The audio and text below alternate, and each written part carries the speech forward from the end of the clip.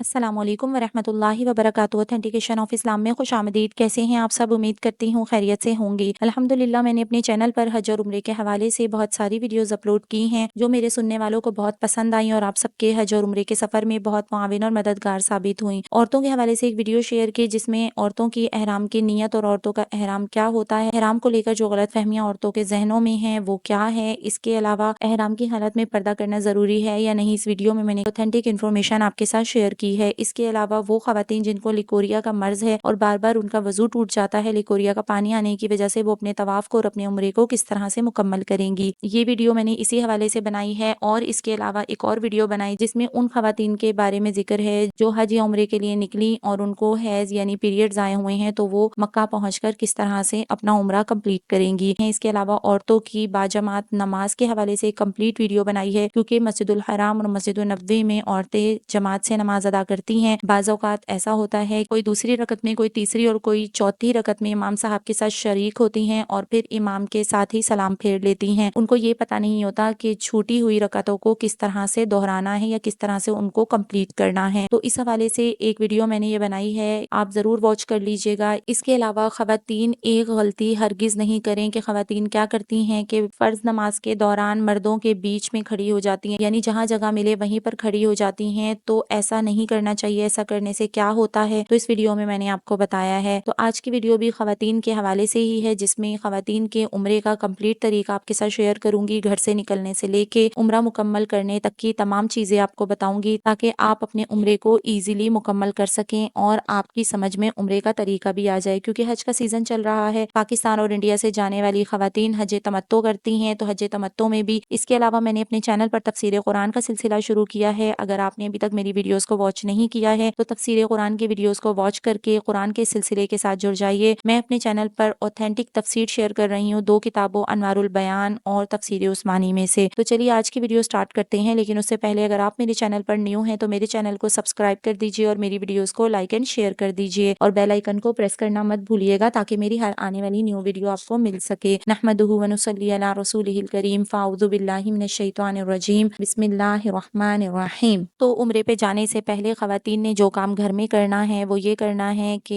गैर ज़रूरी बालों की सफाई कर लें, नाखून अपने काट लें। पाक खवातीन जो हैं वो एहराम की नीयत से गुस्ल करें वरना वज़ू कर लें। अगर कोई मसला है, किसी के साथ बीमारी है या कोई और उज़ुर है, गुस्ल नहीं कर सकती, वज़ू भी कर सकती हैं। ठीक है। इसके अलावा मसला आपको बताती चलूँ कि नीयत करने के लिए पाक होना या बावज़ू होना ज़रूरी नहीं है। ठीक है। नापाकी की हालत में भी और बगैर वज़ू भी नीयत कर सकते हैं। अब औरतों का एहराम क्या है, तो खवातीन के मामूल के मुताबिक जो कपड़े होते हैं, जो रोज़मर्रा रूटीन में हम जिस तरह के कपड़े पहनते हैं वही कपड़े औरतों का एहराम है। आपने कपड़े पहन के जो जाने हैं याद रखिए कि साफ हों, पाक हों और इसके अलावा सॉफ्ट कपड़े हों, एम्ब्रॉयडरी वाले या भारी भरकम कपड़े ना हो कि हमें किसी किस्म की दुश्वारी या परेशानी हो, क्योंकि रास्ता भी लंबा है और फिर उम्रा करने में भी अच्छा खासा चलना पड़ता है। इसके अलावा अबाया जो ले रही हैं उसके लिए भी ये ख्याल रखें कि अबाया सॉफ्ट कपड़े का हो, हल्का हो। एम्ब्रॉयडरी वाले भारी भरकम अबाए लेने की कोई ज़रूरत नहीं है। सही है। खवातीन जब उम्रे की नीयत करेंगी तो इसके बाद से लेकर उम्रा अदा करने तक चेहरे पर कपड़ा नहीं लगना चाहिए। तो उसके लिए खवातीन को क्या करना है, हेड के ऊपर नकाब के लिए बारीक सा कपड़ा डाल लें। इसके अलावा रेडीमेड नकाबें बनी बनाई आजकल मिलती हैं, इजीली हर उम्रे की शॉप से मिल जाती हैं। औरतों की जो है वो चेहरे पे कपड़ा ना लगे तो इसका मकसद ये नहीं है कि पर्दा भी नहीं करना, क्योंकि पर्दा तो औरत के लिए फर्ज है और मक्का मुकर्रमा और मदीना मुनव्वरा में नेकी पर सवाब 1 लाख गुना है, ऐसे ही गुनाह का वबाल भी ज्यादा है। एहराम के हवाले से गलत फहमी जो खवातीन के जहनों में मौजूद है वो ये है कि सर को ढकने के लिए यानी सर के बालों को कवर करने के लिए व्हाइट कलर का रुमाल बांधा जाता है, उसी को औरतें एहराम समझने लगती हैं और वजू करते वक्त उसको खोलकर मसा करना भी मुनासिब नहीं समझती। वो समझती हैं कि अगर हमने इस रुमाल को खोल लिया तो हमारा एहराम टूट जाएगा। तो ऐसा बिल्कुल भी नहीं है। वजू के दौरान सर पर मसा करना वजू के फराइज में शामिल है। अगर सर का मसा नहीं करेंगी तो वजू भी नहीं होगा और जब वजू नहीं होगा तो नमाज भी नहीं होगी। इसलिए उस रुमाल को एहराम समझने की गलती बिल्कुल भी मत कीजिएगा। वो रुमाल सिर्फ इसलिए बांधा जाता है कि बाल हमारे कवर रहें और इतने लंबे सफर के बाद जब हम उम्रा करें तो हमारे बाल ना टूटें। दूसरा मकसद उसका ये भी होता है कि मखना या स्कार्फ के नीचे जब उस रुमाल को बांधा जाता है तो हमारा दुपट्टा या स्कार्फ जो भी हमने सर पे पहना हुआ होगा वो खिसकेगा नहीं और हमारे बाल नजर नहीं आएंगे। एक और चीज जो खवातीन ये समझती हैं, एक ने सवाल किया कि मेरे बाल नजर आ गए थे तो क्या मेरा एहराम टूट गया, तो ऐसा बिल्कुल भी नहीं है। उनके जहन में यही होता है कि हमने वो रुमाल खोल लिया, हमारे बाल नजर आ गए तो एहराम टूट जाएगा, तो ऐसा बिल्कुल भी नहीं है। तो असल हकीकत ये یہ ہے کہ عورتوں کا کوئی احرام نہیں ہے، اور خواتین کے لیے چپلوں کا یہ حکم ہے، ہر قسم کی چپل شوز وغیرہ پہن سکتی ہیں، بس خیال یہ رکھیے گا کہ وہ شوز یا پھر وہ چپل یوز کرنی ہے جو چلنے میں آرام دہ ہو۔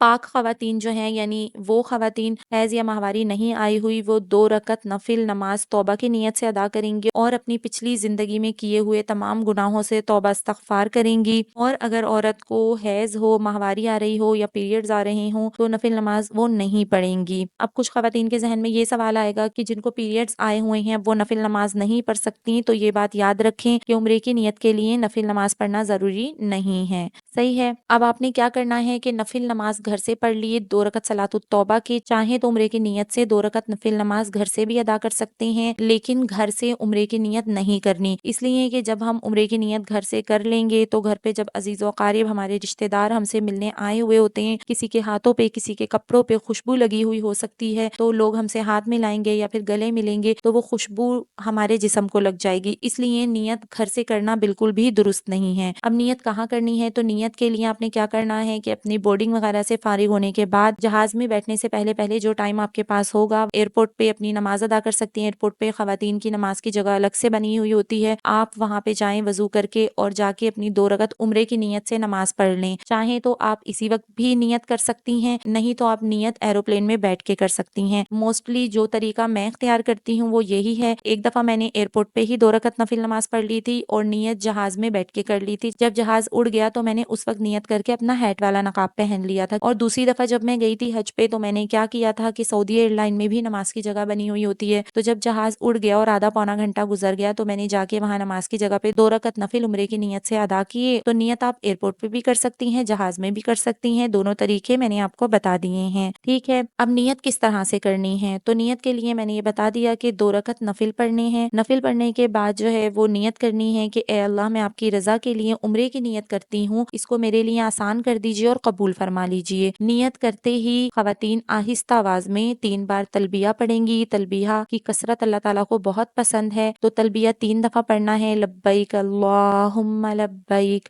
لبیک لا شریک لک لبیک، ان الحمد والنعمت لک والملک لا شریک لک۔ اس کے بعد اللہ تعالیٰ کی حمد و ثنا کر کے درود شریف پڑھ کے یہ دعا مانگنی ہے کہ اے اللہ میں آپ کی رضا اور جنت مانگتی ہوں اور آپ کی ناراضگی اور دوزخ سے پناہ مانگتی ہوں، اور آپ صلی اللہ علیہ وسلم نے جتنی بھی پیاری پیاری دعائیں مانگی ہیں وہ سب میری طرف سے قبول کر لیجئے، اور اس کے بعد جو دل چاہے دعائیں مانگیں، یہ دعا کی قبولیت کا وقت ہوتا ہے، انشاءاللہ ساری ہی دعائیں قبول ہوں گی۔ اب نیت کرنے کے بعد اور تلبیہ پڑھنے کے بعد احرام کی پابندیاں شروع ہو جائیں گی، صحیح ہے۔ اب دوران سفر ہمیں کیا کرنا ہے کہ نیت کرنے کے بعد حرم شریف پہنچنے تک دوران سفر کثرت سے تلبیہ پڑھنا ہے، کیونکہ تلبیہ کی کثرت اللہ تعالیٰ کو بہت پسند ہے۔ اس کے بعد آپ مکہ پہنچ گئے، مکہ پہنچ کے اپنے ہوٹل میں جا کے فوراً ہی عمرہ کرنے کے لیے مت جائیے گا، کیونکہ کیا ہوگا کہ تھکن میں ارکان بھی ٹھیک سے ادا نہیں ہوں گے اور طبیعت پہ بوجھ محسوس ہوگا، تو اس لیے آپ ہوٹل پہنچ کر کچھ گھنٹے آرام کر لیں، نیند پوری کر لیں، تاکہ جب ہم اپنا پہلا عمرہ کرنے کے لیے جائیں تو ہماری طبیعت حشاش بشاش ہو، ہم فریش ہوں اور ہم تمام ارکان اچھے سے ادا کر سکیں خوشی کے ساتھ، کسی قسم کا طبیعت پہ بوجھ نہ ہو، ٹھیک ہے۔ اب جب مسجد الحرام میں داخل ہونے کا ارادہ ہو، پہلے بائیں پیر سے اور پھر دائیں پیر سے، یعنی پہلے لیفٹ والی چپل اتارنی ہے پھر رائٹ والی، یہ سنت طریقہ ہے۔ جب ہم چپل پہنتے ہیں تو پہلے سیدھے پیر میں پھر الٹے پیر میں، اور جب اتارتے ہیں تو پہلے الٹے پیر کی چپل اتارتے ہیں پھر سیدھے پیر کی، تو یہ سنت بھی ادا ہو جائے گی انشاءاللہ۔ تو ہم نے کیا کرنا ہے، پہلے الٹے پیر کی چپل اتارنی ہے پھر سیدھے پیر کی اتارنی ہے، اور چپل کی تھیلیاں جو آپ کے پاس ہوں گی اس میں ان چپلوں کو رکھ لیں اور پورے ادب کے ساتھ اپنا سیدھا پیر مسجد الحرام میں رکھیں اور یہ دعا پڑھیں اور اعتکاف کی نیت بھی کر لیں۔ اب دعا کیا ہے؟ بسم اللہ والصلاۃ والسلام علی رسول اللہ، اللہم افتح لی ابواب رحمتک نویت سنت الاعتکاف، اردو میں بھی پڑھ سکتی ہیں۔ مسجد کی دعا پڑھ لیجیے، اللہم افتح لی ابواب رحمتک، اور اس کے بعد دعا مانگے کہ اے اللہ تعالیٰ میں سنت اعتکاف کی نیت کرتی ہوں جب تک کہ میں مسجد میں ہوں۔ اب جب تک آپ مکہ میں مقیم رہیں گی تو آپ جب بھی مسجد الحرام میں جائیں گی تو اعتکاف کی نیت کر لیں، تو انشاءاللہ جب تک مسجد الحرام میں رہیں گی تو اعتکاف کا ثواب ملے گا، ٹھیک ہے۔ اب جب آپ مسجد الحرام میں داخل ہوں تو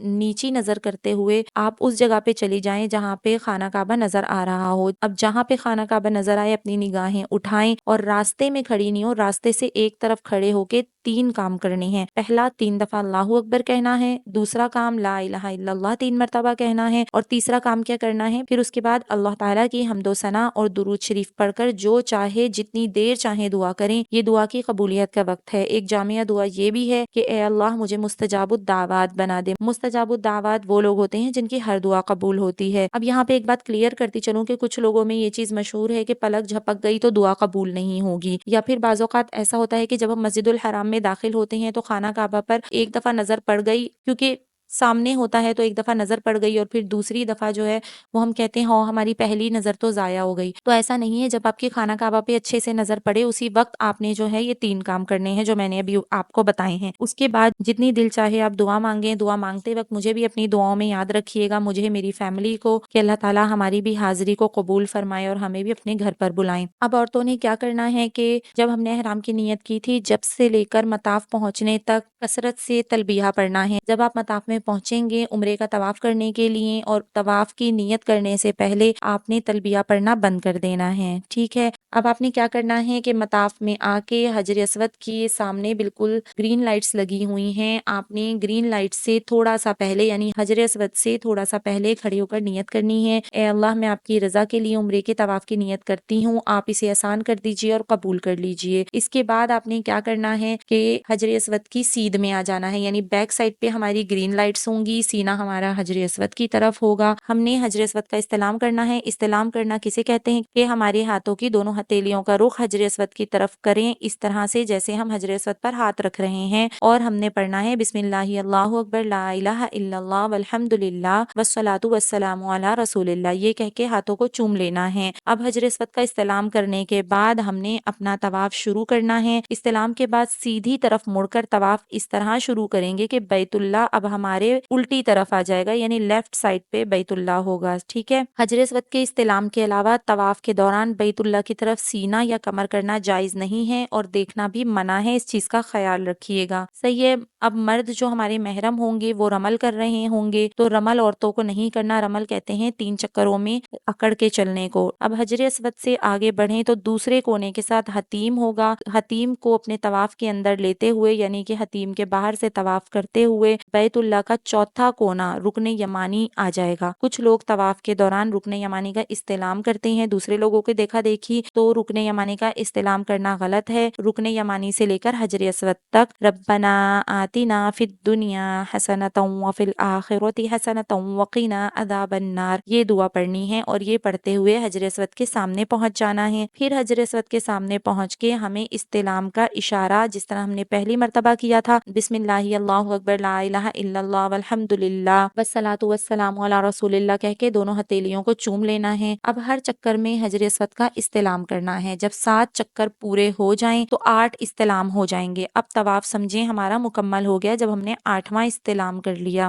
ہر استلام کے وقت پہلے استلام کی طرح رخ بیت اللہ کی طرف ہی کرنا ہے، اس چیز کو یاد رکھیے گا۔ اب ہم نے کیا کرنا ہے کہ سہولت ہو تو مقام ابراہیم کے پیچھے یا حرم میں کہیں بھی خواتین اپنی حالت میں 2 رکعت نفل نماز ادا کریں گی اور دعا کریں گی۔ یہ نفل ہر طواف کے بعد پڑھنی واجب ہوتی ہیں، ٹھیک ہے، چاہے آپ نفلی طواف کر رہی ہیں یا عمرے کا طواف کر رہی ہیں۔ اگر مکروہ وقت نہ ہو تو آپ نفل نماز ادا کر لیں، اگر مکروہ وقت ہو تو مکروہ وقت نکلنے کے بعد واجب الطواف ادا کر لیں۔ اچھا، مکروہ وقت جو ہیں وہ پوری دنیا میں 3 ہیں۔ پہلا جو ہے صبح صادق سے لے کر سورج نکلنے تک 10 منٹ تک کا ہوتا ہے یہ، دوسرا زوال سے 5 منٹ پہلے اور 5 منٹ بعد، تیسرا نماز عصر کے بعد سے لے کر غروب آفتاب تک، ٹھیک ہے، ان وقتوں میں نفل پڑھنا منع ہے۔ اب اس کے بعد تیسرا کام کیا کرنا ہے کہ نماز کے بعد چاہے کھڑے ہو کر چاہے بیٹھ کر بسم اللہ الرحمن الرحیم پڑھ کر زمزم پئیں، پھر جو چاہے دعا کریں، سب قبول ہوں گی۔ حدیث شریف میں یہ دعا آئی ہے، اللہم انی اسألک علما نافعا ورزقا واسعا وشفاء من کل داء۔ اب یہاں پہ ایک چیز یاد رکھیے گا کہ اگر کوئی زمزم نہ پیے اور عمرہ مکمل کر لے تو بھی جائز ہے، ٹھیک ہے۔ اب کیا کرنا ہے کہ ہم نے استلام کرنا ہے، یعنی یہ ہمارا نواں استلام ہوگا، اسے صحیح کا استلام بھی کہتے ہیں، صحیح کرنے سے پہلے، ٹھیک ہے۔ حجر اسود کے سامنے منہ کر کے استلام کرنا ہے، نواں استلام صحیح کا ہوگا۔ استلام اسی طرح کرنا ہے کہ بسم اللہ اللہ اکبر لا الہ الا اللہ والحمد للہ والصلاۃ والسلام علی رسول اللہ کہہ کے دونوں ہتھیلیوں کو چوم لینا ہے۔ اب صحیح کا آغاز کرنا ہے، یعنی صحیح شروع کرنی ہے۔ اب یہاں پہ ایک بات بتاتی چلوں جو میری رہ گئی تھی کہ طواف کے دوران کیا پڑھنا ہے۔ تو طواف کے دوران اور صحیح میں پڑھنے کے لیے جو جو دعائیں مسنون ہیں، اس پہ میں نے کمپلیٹ ویڈیو بنائی ہے، آپ یہ ویڈیو ضرور واچ کر لیجئے گا۔ مکہ میں رہتے ہوئے یا مسجد الحرام میں رہتے ہوئے طواف اور صحیح کے درمیان میں ہم ان دعاؤں کو مانگ سکتے ہیں۔ تو اس ویڈیو میں تمام دعائیں شیئر کی ہیں، اس سیو کر لیجئے اس ویڈیو کو، اور اپنے سفر کے دوران ان کو لازمی پڑھیے گا اور مجھے دعاؤں میں یاد رکھیے گا۔ واجب الطواف سے فارغ ہو گئے، صفا پر آ گئے اور ایسی جگہ کھڑے ہونا ہے جہاں سے بیت اللہ نظر آئے۔ ٹھیک ہے، صفا کی اور منزلوں سے بیت اللہ نظر نہیں آتا، لیکن خیر وہاں پہ قبلہ رخ کی طرف جو ہے وہ نشان لگے ہوئے ہیں، وہاں پہ آپ کھڑے ہو جائیں گے تو آپ کو اندازہ ہو جائے گا کہ اس طرف قبلہ ہے۔ ٹھیک ہے، قبلہ رخ کھڑے ہونے کے بعد پھر ہم نے نیت کرنی ہے کہ اے اللہ میں آپ کی رضا کے لیے صفا اور مروہ کے درمیان سعی کی نیت کرتی ہوں، اے اللہ اسے آسان کر دیجئے اور قبول فرما لیجئے۔ اب صفا سے مروہ کی طرف اپنی زبان میں جو چاہے دعا مانگتے ہوئے چلیں۔ جب گرین لائٹس آ جائیں تو مرد تو دوڑتے ہیں، مردوں کو دیکھا دیکھی کچھ عورتیں بھی دوڑنا شروع کر دیتی ہیں، تو عورتوں کو اپنی عام چال سے چلنا ہے، یعنی جو نارمل روٹین میں ہم جس طرح چلتے ہیں عورتوں کو اسی طرح چلنا ہے۔ مردوں کو دیکھ کے خواتین کو دوڑنا نہیں ہے، خواتین کا دوڑنا منع ہے، اور ان گرین لائٹس کے نیچے سے چلتے ہوئے یہ دعا پڑھنی چاہیے جو حدیث سے بھی ثابت ہے، رب اغفر ورحم انت العز الاکرم۔ اب یہاں پہ ایک مسئلہ آپ کے ساتھ شیئر کرتی چلوں کہ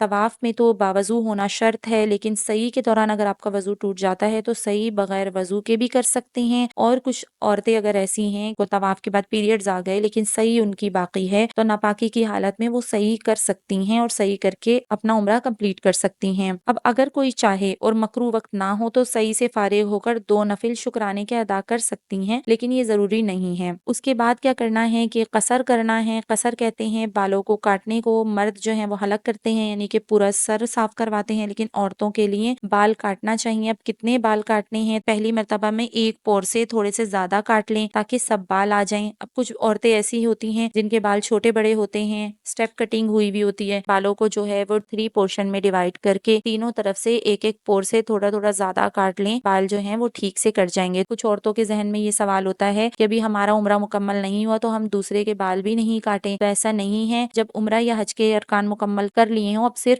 بال کاٹنے یا کٹوانے باقی ہوں، تو اس صورت میں مرد یا عورت اپنے بال کاٹنے یا کٹوانے سے پہلے دوسرے کے بال کاٹ سکتے ہیں، اور مرد یا عورت خود بھی اپنے بال کاٹ سکتے ہیں، اس صورت میں بھی کوئی دم واجب نہیں ہوتا۔ ٹھیک ہے، تو الحمدللہ اس طرح سے ہمارا عمرہ کمپلیٹ ہوتا ہے۔ تو امید کرتی ہوں عمرے کا یہ آسان طریقہ جو میں نے آپ کے ساتھ شیئر کیا، اس ویڈیو کو دیکھنے کے بعد آپ کے ذہن میں اگر کوئی بھی سوال ہو تو آپ مجھ سے کمنٹ باکس میں پوچھ سکتے ہیں، اور اگر آپ کو کسی قسم کے کوئی بھی مسائل کا سامنا ہو تو آپ اپنے مسلک کے مفتیان اکرام سے بھی معلوم کر سکتے ہیں۔ تو بہتر یہ ہے کہ تمام مسائل کو سیکھ کے سمجھ کے عمرہ کرنے کے لیے جائیں۔ اگر میری یہ ویڈیو آپ کے حج یا عمرے کے سفر میں کسی طرح بھی معاون ثابت ہوئی ہو تو مجھے اپنی دعاؤں میں یاد رکھیے گا۔ اللہ پاک آپ سب کی تمام عبادات کو قبول و منظور فرمائے۔ اسی طرح کی اور بہت ساری اوتھینٹک ویڈیوز کے لیے دیکھتے رہیے اوتھینٹیکیشن آف اسلام۔ السلام علیکم ورحمۃ اللہ وبرکاتہ۔